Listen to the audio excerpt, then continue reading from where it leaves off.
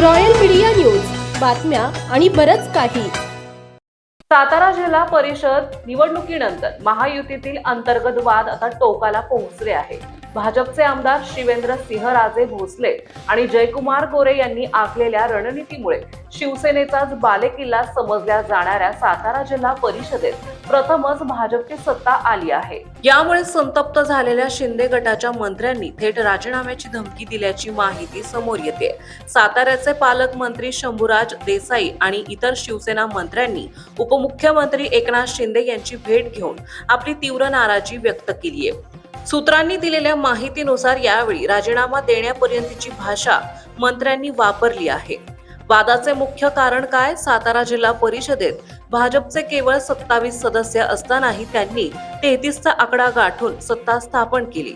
यात शिवसेनेच्या आणि राष्ट्रवादीच्या सदस्यांना आपल्या बाजूला वळवण्यात भाजपला यश आले. मतदानाच्या दिवशी झालेल्या झटापटीत मंत्री शंभूराज देसाई यांच्या हाताला दुखापत झाली होती.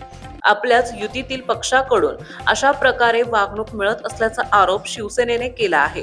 जिल्ह्यात आमची ताकद असतानाही भाजप आम्हाला डावलून राजकारण करत आहे, अशी तक्रार शिवसेनेच्या आमदारांनी उपमुख्यमंत्र्यांकडे केली आहे. सातारा जिल्हा परिषद निवडणुकांवरून योग्य कारवाई झाली नाही तर आम्ही राजीनामा देऊ, अशी भूमिका शिवसेना आमदारांना एकनाथ शिंदे यांच्यासमोर मांडली.